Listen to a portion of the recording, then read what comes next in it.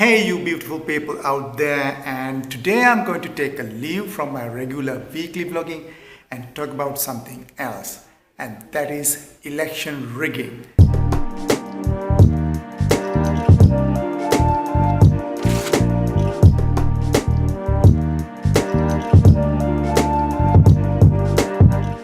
This topic came into prominence after Donald Trump publicly stating that he's not going to accept the US presidential election results.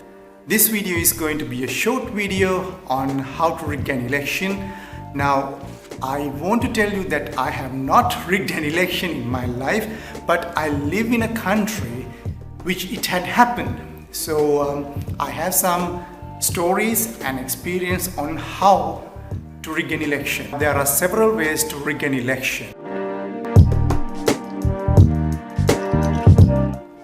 Before even the election has started, you can do this by intimidating voters. You can prevent them from going to the polling booth and voting. So it will benefit a particular candidate. Now the problem here is you can do that here, but I don't think you can do that in US. I don't know how it's done in US, but here you have to have a polling card to go to a polling station. Without a polling card and without a valid identity card, you cannot vote here. What the fraudsters have done was collect these polling cards from elderly people, dead people, and go and vote as someone else. So it had worked here, but after the introduction of a valid identity card at polling stations, it had stopped. Now the big question and the big debate in US is that some dead people have registered to vote. I don't think it will work if there's a way to check the identity of the people.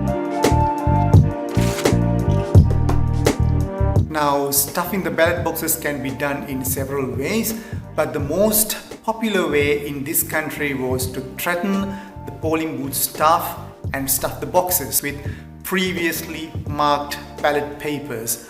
This had really happened in this country several years ago, and there were some infamous cases of ballot box stuffing. But in the recent years, after tightening the security around polling stations, this has stopped.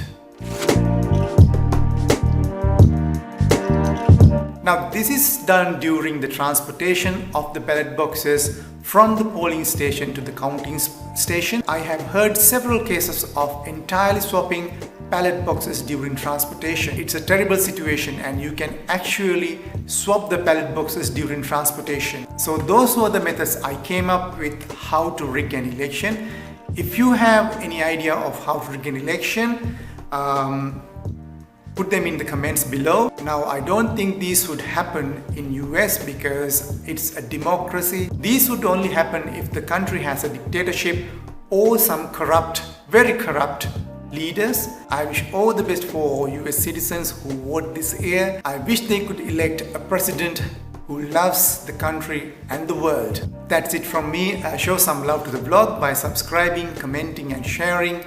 And until next week's vlog, peace out and be curious.